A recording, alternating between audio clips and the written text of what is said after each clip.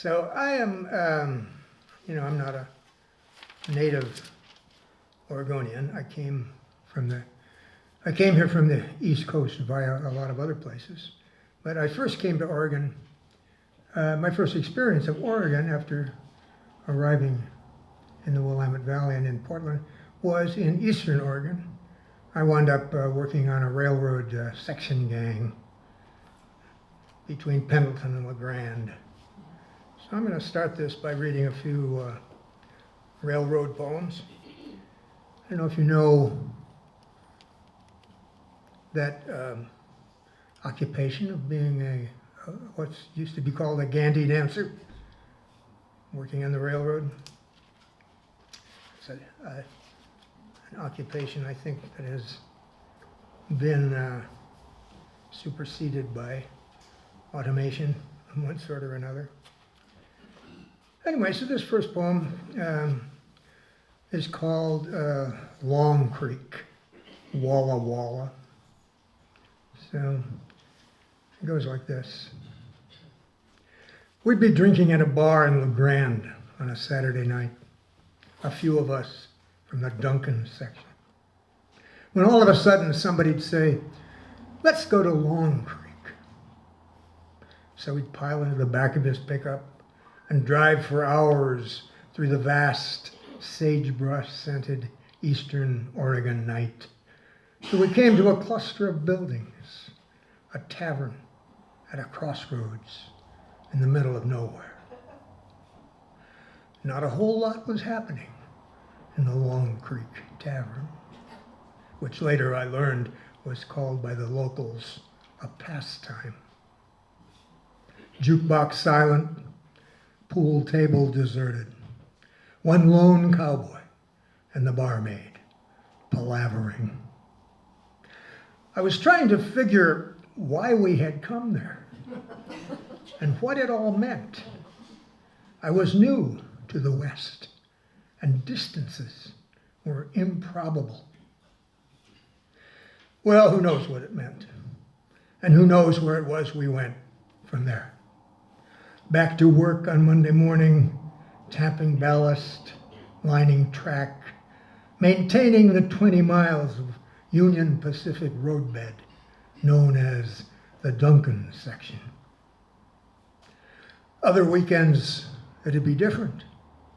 We'd be drinking at a bar in Pendleton, and suddenly somebody'd say, "Let's go to Walla Walla."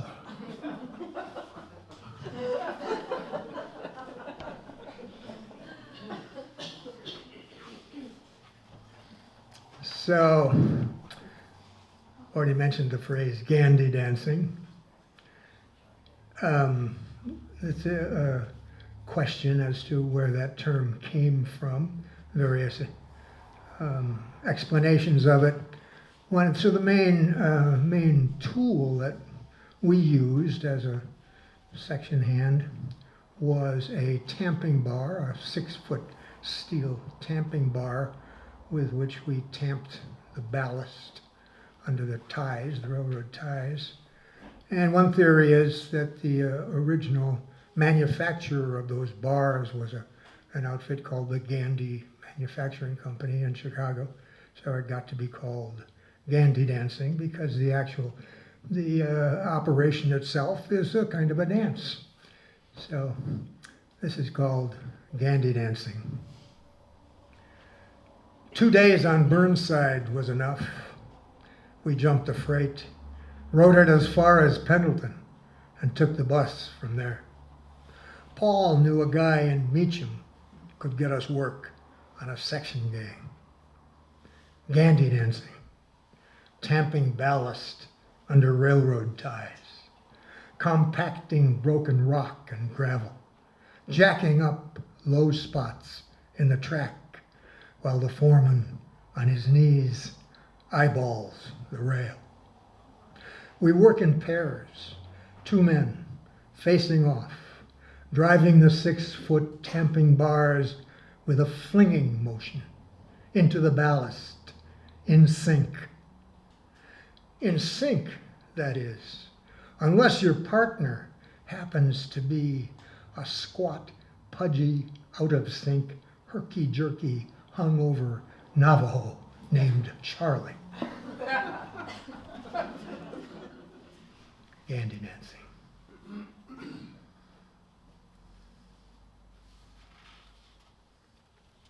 So this one's just called Union Pacific, known as Uncle Peter, UP, Uncle Peter, to anyone who was working on the railroad at that time. And so the section actually consisted of about 20 miles of track. As I say, the section that I worked on, the Duncan section, was between Pendleton and LeGrand.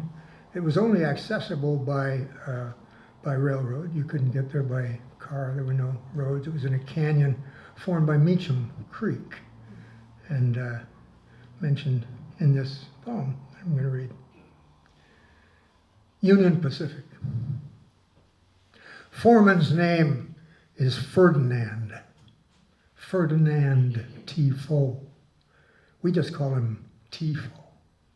He's French-Canadian from Kansas. One of those old-time railroad men.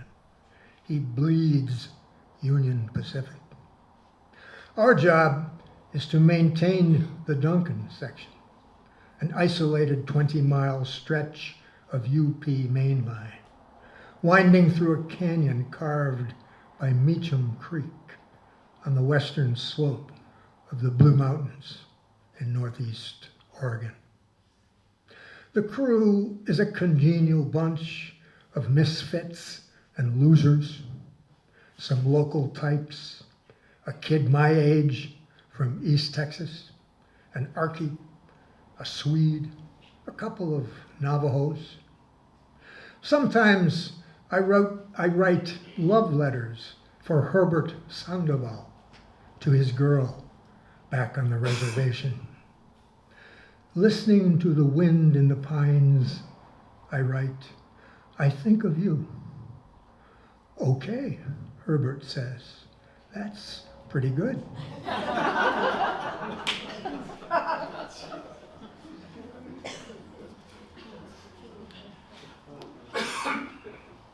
Yeah, that's enough of that for a while. I'm gonna try this. This is a longer poem in about 5 little short sections. It's called The Wisdom of Camouflage. The title comes from a poem which serves as an epigraph to the poem, a poem from the Israeli poet Yehuda Amichai. Some of you know of Amichai. So the epigraph from Amichai's poem goes like this. What did I learn in the wars? Above all, I learned the wisdom of camouflage. Not to stand out, not to be recognized, not to be apart from what's around me. Yehuda Amichai. So, the wisdom of camouflage. A telephone solicitor calls to inquire, would I be interested in, I can't make out the rest. It's unintelligible. The urge to speak clearly is overwhelming. It obsesses me, as though my life depended on correct pronunciation. I can see myself being led to the wall, blindfolded, hands lashed behind my back, and the voice of my interrogator, what have you learned from life? I can hear the click of the rifles as the safeties are released. And I cry out, above all, I have learned the wisdom of camouflage. That's plagiarism, the voice retorts. Yehuda Amichai said that. It's true. It's true. He said it first. I know I should be more original. But wait. He said it in Hebrew. I say it in English. Doesn't that count for something? Besides, Mr. Amachai is a man worth stealing from. Slouched in the cab of my Peterbilt, disguised as the Israeli poet Yehuda Amachai, I wait my turn in line at the border crossing. Exhaust fumes billow and swirl in the chill night air, softening the red glare of taillights. This fake identity fits me like a second skin. Not even I know who I am. I'm traveling under sealed orders. Destination problematical. ETA uncertain. My cargo contraband of some sort. To all appearances, I am nothing if not cool. Equanimity is my middle name. But that's all camouflage. Underneath, I'm scared stiff. These two border guards are eyeing me suspiciously. I can feel the cold stare as one of them looks up from thumbing through my documents and says, Yehuda who? Why, you aren't even Jewish. Oy, it's true. It's true. But I was married by a rabbi once, and I have vowed to study the Torah. Strictly speaking, this is not a poem. It doesn't rhyme, and it leaves you dangling, undecided whether to shit or go blind. That's an expression I've heard many times. It doesn't make much sense, but then what does making sense mean? So let's get on with it. Let's exhume the bodies, each with a single bullet hole through the frontal bone of the skull. This one was disloyal, and this one was a Jew, and this one simply came to doubt. Ooh, doubt. Strange word, spelled with a B. It should be pronounced Daubit or Dubit, but it's not. It's doubt, and under certain circumstances, it can get you shot. Don't forget, the poet says, even a fist was once an open palm with fingers. I'm with Amachai. If they come looking for me, you can tell them I am nowhere to be seen. I'll blend into the landscape, a shepherd with a flute.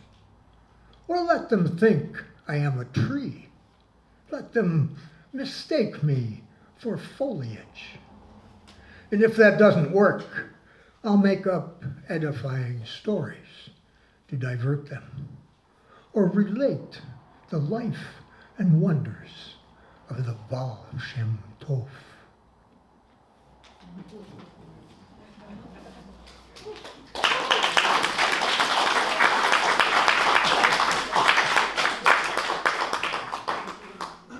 So, I don't know any of you know who the Baal Shem Tov was. Some of you do, I'll bet. He was the founder of the Hasidic sect of Judaism, an 18th century rabbi and wonder worker whose disciples later, after his death, compiled a book called The Wonders of the Baal Shem Tov.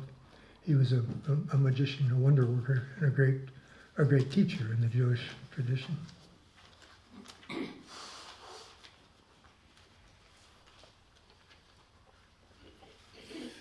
So here are three love poems, or more specifically, 3 poems stemming from an ill-fated love affair. First one is called Derailed by Love. At my age, you wouldn't think I'd be derailed by love, but I had no idea what lay in store for me at a cabin in the woods off the Matlock Brady Road. Not a cabin, really, more like a small castle ruled over by a queen with a cloud of snow-white hair. Fairy tales are not just for children. How to Be an Adult in Love is the title of a book I've been reading. One of those bestseller self-help, how-to-do-it manuals that just might change your life. May Day today. May Day, May Day. I'm driving the freeway home from the castle on the creek, and as I pass a couple of RVs hogging the center lane, I try to recall what Rilke, in one of his letters to a young poet, which I first read at 17, had to say about love. On second thought, given the circumstances, maybe I'd do better to forget about Rilke and remember instead the adage that goes, "There's no fool like an old fool." Or that other one about an old dog and new tricks.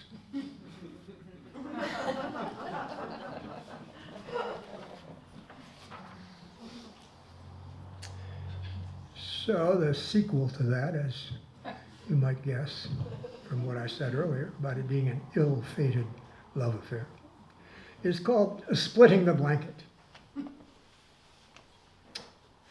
Splitting the blanket is like falling in love in reverse. Although splitting the blanket could also be a name for one of the moves in Tai Chi, like parting the wild horse's mane or grasping the peacock's tail. Arms upraised, breathe in, breathe out.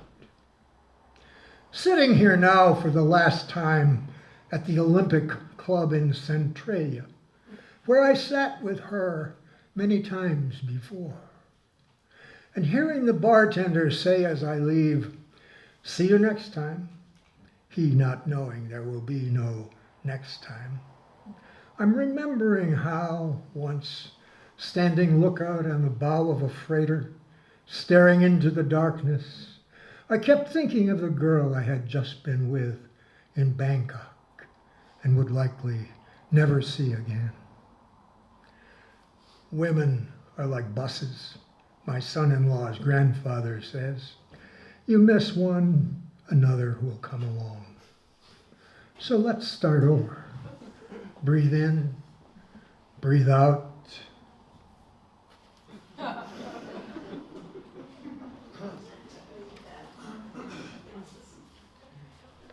There's the third of these 3 love poems. This is called Like a Pilgrimage. Like a pilgrimage. Making a little detour to revisit the town where I had planned to change my life, I see the town's the same. The old hardware store on Tower Street is still there, and the place we bought that antique cabinet for the living room. The drive up Seminary Hill is steeper than I remember, like the price one pays or doesn't pay for a love gone south. The house that was to be a trysting place, or as I like to think of it, a love nest, has seen some changes made by the new owner, but none that you would find displeasing. Quickly now, no need to linger. I gather my thoughts, stop for gas, then get back on the freeway, heading north.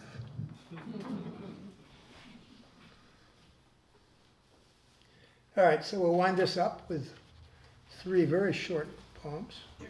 And these are all quite new poems since the publication of their collected poems earlier this year.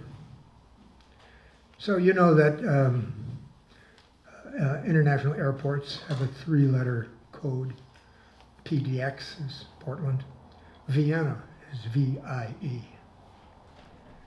So this one is called En route, PDX to VIE. During the flight to Vienna, a gentleman seated across the aisle from me is watching a National Geographic documentary on a small TV screen attached to the back of the seat directly in front of him. A wolf is taking down a caribou. Behind me, a few rows back, a child starts crying inconsolably. We're cruising at 35,000 feet just off the southern tip of Greenland.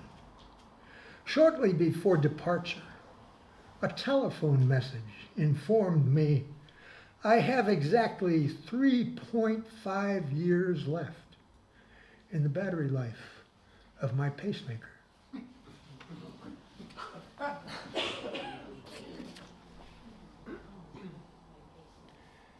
So this next little poem refers to a road near where I live in Polk County. Some of you might possibly know it, although probably not many of you. It's just called Airlie Road. It's a road that I have driven many, many times during the years that I worked for 15, 16 years as a carpenter at Oregon State University. And this was part of my daily commute to and from work, driving Airlie Road. Beautiful, rural, it's actually the valley of the Lucky Mute River. So anyway, this is called Some Passing Thoughts While Driving Airlie Road Again. A house, a barn, a grove of trees, clouds accumulating in the west. How many times did I see this and say these words as I drove Airlie Road each evening, headed home from work? Wife gone, children grown, retired now, but still in dreams I find myself out on a job site, nailing up batterboards, pulling a string line, putting in footings again. Everywhere now along Airlie Road, fields of ryegrass and tall fescue, even Christmas tree farms, are being converted to filbert orchards. Trump and climate change notwithstanding, maybe there's a future in nuts.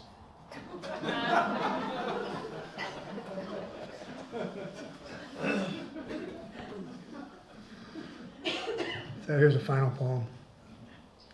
It's called Feeding the Birds. Undeterred by my presence on the veranda, a single goldfinch, bolder than the rest, swoops down and perches at a feeder.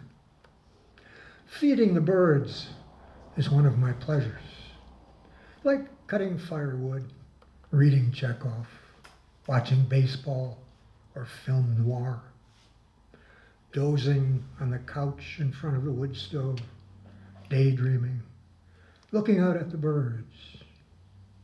Why is it lately, with that jackass in the White House and the planet in such a perilous state, sometimes these feel more like guilty pleasures, self-indulgences, fiddling while Rome burns? Thank you all.